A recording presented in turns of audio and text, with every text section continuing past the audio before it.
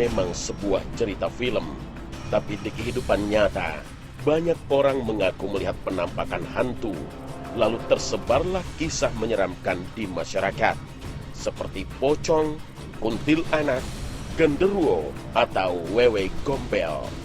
Namun, entah kenapa, sosok ragam hantu seperti ini hanya berkembang di negeri kita.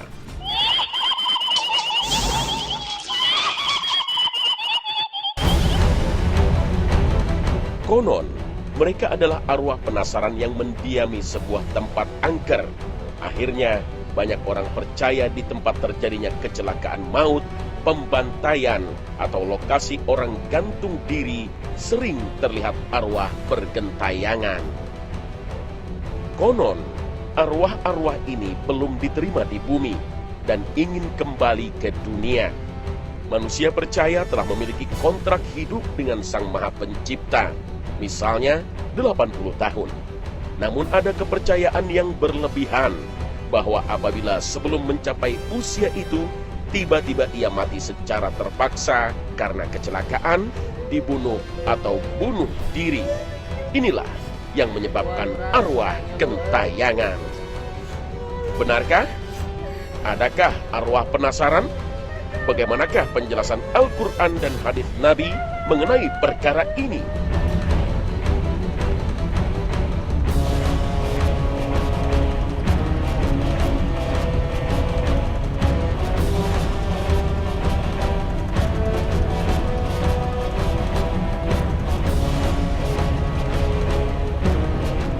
Assalamualaikum warahmatullahi wabarakatuh. Selamat pagi pemirsa Trans 7. Khazanah Ensiklopedia Islam Dunia pagi ini kembali hadir ke hadapan Anda untuk saling berwasiat dalam kebajikan dan berbagi wawasan keislaman. Semoga Allah merahmati kita semua hingga kita selalu berada dalam jalannya yang lurus dan menjadi hamba-hambanya yang soleh. Masih ada orang yang percaya Elvis Presley, raja rock and roll era tahun 70-an, sering terlihat di rumahnya di Memphis, Amerika Serikat. Elvis yang dibunuh oleh fansnya sendiri seolah-olah ingin kembali ke dunia. Di negeri kita, cerita aneh seperti ini juga menyebar. Konon, ada orang yang pernah melihat sosok Nike Ardila yang mati karena kecelakaan mobil pada tahun 1995, atau Alda Risma yang tewas dibunuh di sebuah hotel pada tahun 2006. Cerita seperti ini tentu tidak bisa diverifikasi kebenarannya. Namun, kita hidup di tengah berbagai mitos yang sering menjebak kita untuk mempercayainya. Kita seringkali disuguhi berbagai tontonan mistis, misalnya tentang kuntilanak yang dipercayai sosok hantu yang berasal dari perempuan hamil yang dibunuh, kemudian kembali ke dunia ingin menuntut balas. Masyarakat juga sering menyebut kuntilanak sebagai sundel bolong karena punggungnya bolong. Hantu sesungguhnya adalah jin yang memiliki kemampuan untuk menyerupai apa saja, termasuk manusia, sebagaimana dikisahkan dalam berbagai riwayat. Jin pernah mendatangi kaum musyrikin Mekah berwujud Suraqah bin Malik dan menjanjikan kemenangan bagi mereka untuk melawan Rasulullah Shallallahu Alaihi Wasallam. Sahabat Abu Hurairah radhiyallahu anhu pernah memergoki jin yang berbentuk orang tua yang tengah mencuri zakat. Kemudian Abu Hurairah sempat bertanya, bagaimana cara untuk terhindar dari godaan setan? Ia pun menjawabnya, bacalah ayat kursi. Dalam berbagai hadis, Rasulullah juga telah mengabarkan pada kita bahwa jin bisa beralih rupa menjadi binatang seperti keledai atau anjing hitam. Lalu benarkah hantu-hantu ini berawal dari arwah yang gentayangan? Ada sebuah dalil yang menyatakan mayit tidak merasa tenang ketika utangnya belum dilunasi. Dari Abu Hurairah radhiyallahu anhu, Nabi Shallallahu Alaihi Wasallam bersabda, jiwa seorang mukmin tergantung karena utangnya sampai utang itu dilunasi. Hadis riwayat Tirmizi, Ibnu Majah, dan disahihkan Syuaib Al-Arnaud.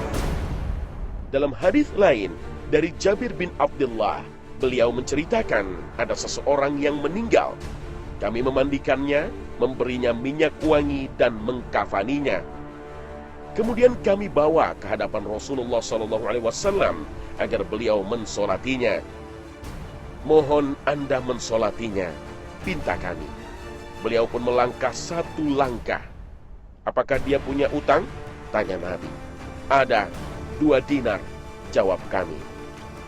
Tiba-tiba beliau kembali, hingga Abu Qatadah siap menanggung utangnya. 2 dinar tanggunganku, kata Abu Qatadah. Menjadi tanggungan orang yang berutang dan mayit telah lepas tangan? Tanya Nabi. Ya, jawab Jabir. Kemudian Nabi SAW bersedia mensolati jenazah orang itu. Keesokan harinya Nabi SAW bertanya kepada Abu Qatadah, bagaimana dengan 2 dinar? Dia baru meninggal kemarin, kata Abu Qatadah. Besoknya Abu Qatadah mendatangi Nabi SAW. Telah saya lunasi utangnya. Kemudian Nabi SAW bersabda, sekarang kulit mayit sudah menjadi dingin. Hadits riwayat Ahmad dan Al-Hakim. Hadits ini disahihkan Imam Az-Zahabi dan Syu'aib Al-Arnauf.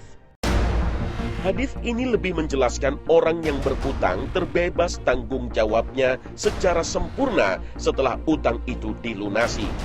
Dan ketika Rasulullah mengabarkan bahwa sang mayit sudah dingin, tidak kepanasan lagi menunjuk kepada siksa kubur. Tidak ada keterangan sama sekali si mayit tidak diterima oleh bumi, hingga ruhnya gentayangan dan menjadi hantu yang membuat teror kepada manusia. Allah Ta'ala telah menegaskan dalam firman-Nya bahwa ruh manusia tidak bisa kembali ke dunia. Demikianlah keadaan orang-orang kafir itu, hingga apabila datang kematian kepada seseorang dari mereka, dia berkata, ya Tuhanku, kembalikanlah aku ke dunia, agar aku berbuat amal yang soleh terhadap yang telah aku tinggalkan. Sekali-kali tidak. Sesungguhnya itu adalah perkataan yang diucapkannya saja, dan di hadapan mereka ada dinding sampai hari mereka dibangkitkan. Al-Quran, Surah Al-Mu'minun, ayat 99 hingga 100.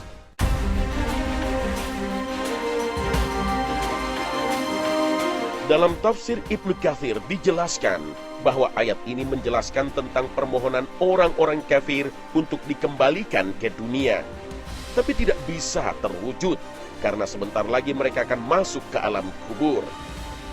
Permohonan untuk kembali ke dunia juga diutarakan oleh orang-orang yang mati syahid berperang di jalan Allah, tapi dalam kondisi yang sangat berbeda.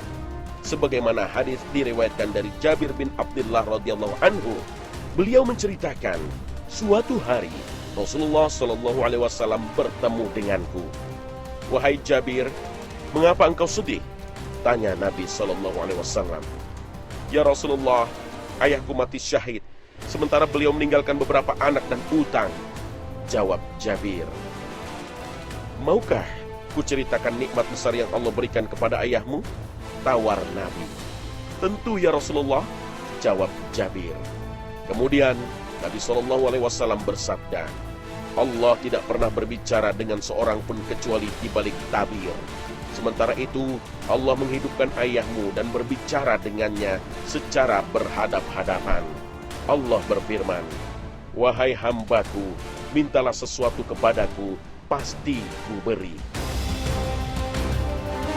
Ya Allah, hidupkanlah aku kembali di dunia, agar aku bisa berperang di jalanmu untuk kedua kalinya. Jawab hamba. Allah berfirman, telah menjadi ketetapanku sebelumnya, bahwa mereka tidak akan dikembalikan ke dunia. Hadits riwayat Tirmizi dan Ibnu Hibban, disahihkan Syu'aib Al-Arnauf. Jika ruh tidak mungkin kembali ke dunia, lalu bagaimana orang yang bermimpi bertemu dengan orang yang telah meninggal?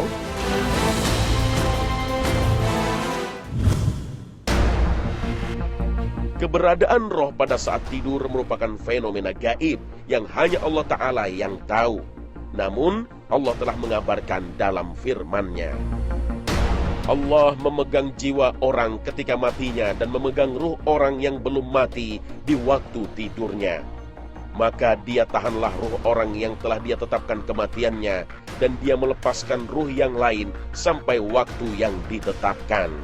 Sesungguhnya pada yang demikian itu terdapat tanda-tanda kekuasaan Allah bagi kaum yang berfikir. Al-Quran Surah Az-Zumar ayat 42. Diriwayatkan dari Sa'id bin Jubair dari Ibnu Abbas radhiyallahu anhu, beliau menjelaskan dalam tafsirnya tentang ayat ini. Sesungguhnya ruh orang yang hidup dan ruh orang mati bertemu dalam mimpi. Mereka saling mengenal sesuai yang Allah kehendaki.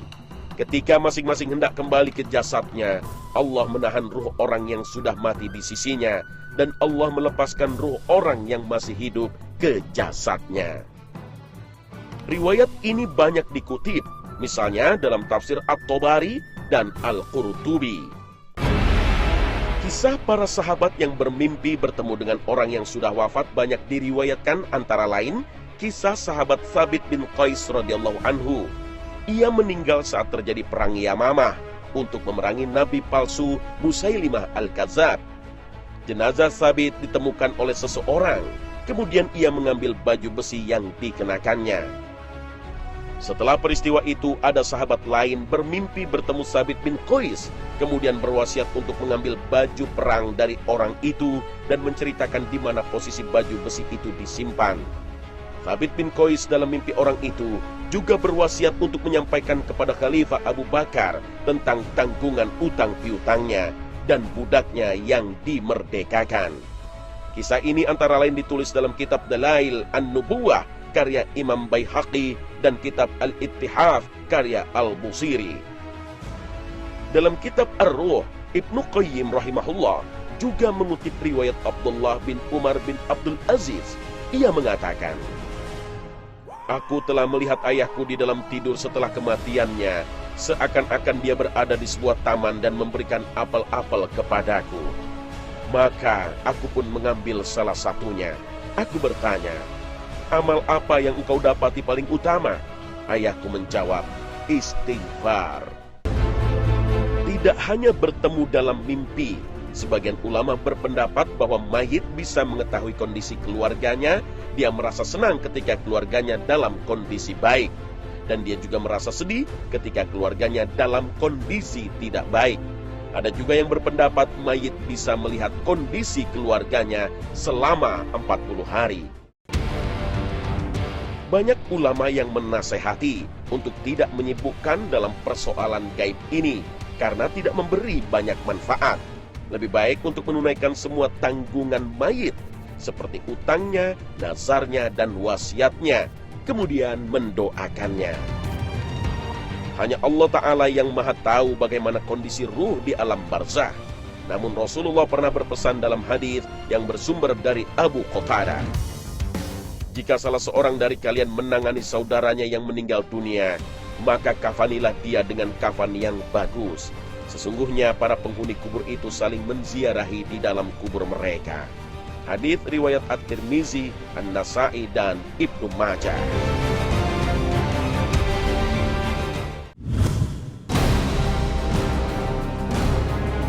Alam secara garis besar terbagi menjadi 3, yaitu alam dunia, alam barzah, dan alam akhirat. Ketiga jenis alam ini memiliki status dan aturan sendiri. Alam dunia adalah refleksi dari jasad, darul amal, tempat untuk memperbanyak amal. Namun sebaliknya alam barzah adalah refleksi dari ruh, sedangkan jasad sebagai bagiannya. Dan terakhir alam akhirat atau dar al-qarar adalah alam setelah kebangkitan manusia dari kuburnya untuk mendapatkan balasan di mana jasad dan ruh digabungkan kembali. Kematian atau maut adalah berpisahnya ruh dengan jasad. Dan ketika pemisahan ini terjadi, ruh berada di alam barzah atau alam kubur. Ibarat perjalanan waktu, manusia yang sudah pindah ke alam lain itu tidak akan kembali ke alam semula. Ruh manusia yang sudah pindah ke alam barzah juga tidak akan kembali ke alam dunia.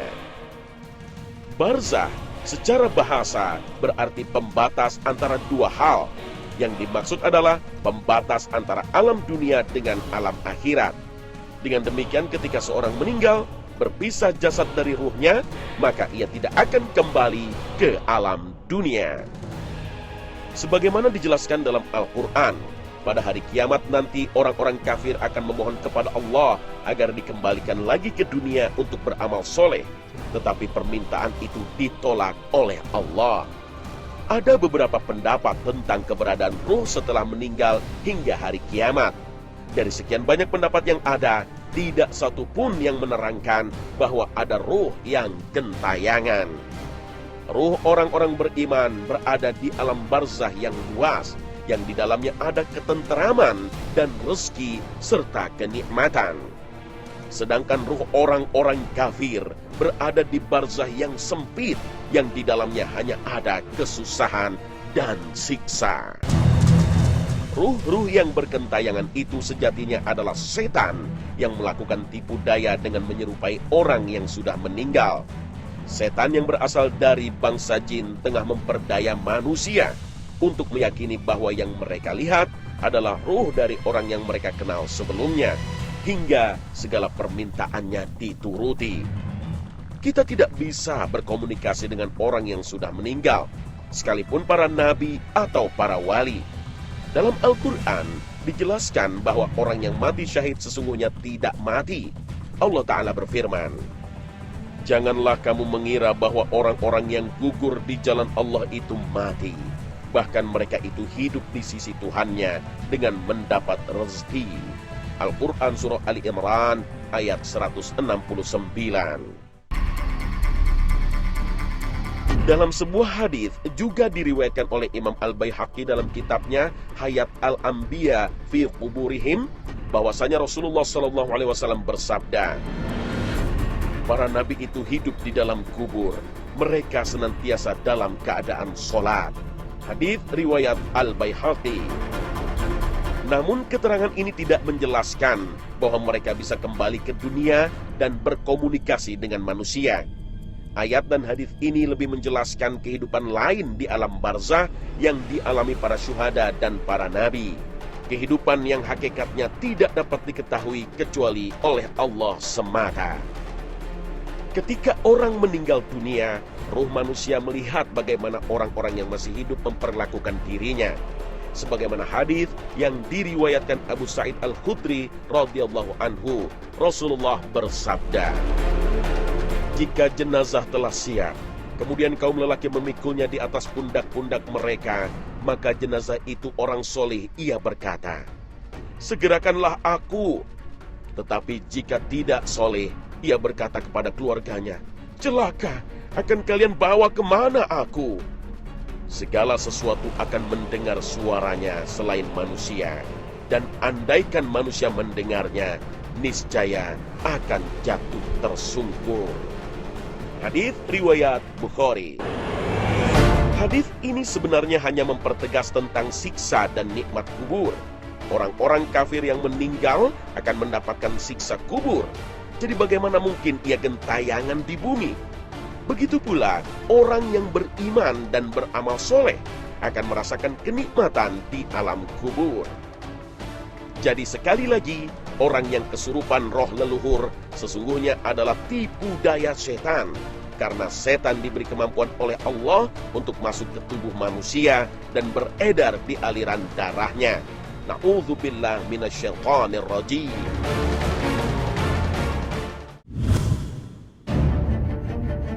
Roh adalah hal gaib yang bagi umat Islam wajib mempercayai keberadaannya. Allah Ta'ala berfirman, "Dan mereka bertanya kepadamu tentang roh. Katakanlah, roh itu termasuk urusan Tuhanmu, dan tidaklah kamu diberi pengetahuan melainkan sedikit." Al-Quran Surah Al-Isra ayat 85. Apa saja yang Allah Ta'ala dan Rasulnya ungkap tentang misteri roh ini? Dalam berbagai ayat, kata roh digandeng dengan diri Allah sebagai bentuk pemuliaan, bukan bagian dari zatnya. Dalam surat Al-Hijr ayat 29 Allah berfirman, Maka apabila aku telah menyempurnakan kejadiannya dan telah meniupkan ke dalamnya roh dariku, maka tunduklah kamu kepadanya dengan bersujud. Roh sejatinya bukanlah nyawa. Terbukti malaikat baru meniupkan roh ke dalam janin pada bulan keempat masa kandungannya. Sedangkan janin sudah hidup di rahim, tumbuh dan berkembang. Jadi roh bukan penyebab kehidupan janin. Sebelum ditiupkan kepada janin, roh lebih dulu mengadakan persaksian di hadapan Allah untuk beriman dan menjalankan perintahnya. Jiwa kadang-kadang menyuruh manusia berbuat kejahatan, sedangkan roh selalu tunduk kepada perintah Allah Azza wa Jalla. Jiwa bisa mengalami sakit, seperti orang yang menderita sakit jiwa, sedangkan roh tidak pernah merasakan sakit. Jiwa merasa bahagia ketika mendapat kenikmatan dunia, sedangkan roh merasa bahagia jika jauh dari kenikmatan dunia. Jiwa gudangnya perasaan, hasrat, dan kadar keimanan. Sedangkan roh adalah rahasia kemanusiaan, rahasia kekekalan di akhirat, dan rahasia kesadaran manusia. Jiwa hanya meninggalkan tubuh ketika tubuh telah mati, sedangkan roh dapat meninggalkan tubuh ketika tidur, kemudian kembali ketika terjaga. Ia akan meninggalkan tubuh jika tubuh telah mati. Jiwa akan dihisab pada hari kiamat, sebagaimana dijelaskan dalam surat Al-Mudaththir ayat 38. Tiap-tiap jiwa bertanggung jawab atas apa yang telah diperbuatnya. Sebagian ulama memisahkan antara jiwa dan roh. Roh manusia tidak akan dihisab dan tidak akan mendapat siksa neraka, karena roh bersumber dari cahaya Allah Azza wa Jalla. Allah Ta'ala berfirman, pada hari ketika orang-orang munafik laki-laki dan perempuan berkata kepada orang-orang yang beriman, tunggulah kami supaya kami dapat mengambil sebahagian dari cahayamu. Dikatakan kepada mereka, kembalilah kamu ke belakang dan carilah sendiri cahaya untukmu. Al-Quran Surah Al-Hadid ayat 13. Orang yang bermaksiat dan tidak tunduk kepada perintah Allah telah kehilangan cahaya dari Allah. Inilah yang dicari-cari mereka pada hari akhir kelak. Ruh adalah perkara gaib dan kita hanya diberi sedikit pengetahuan oleh Allah Jalla Jalaluh. Karena itu, sikap terbaik kita serahkan hakikat kebenarannya kepada Allah. Wallahu a'lam. Dan yang terpenting, apa yang kita persiapkan selama di dunia untuk menghadapi hari akhir itu.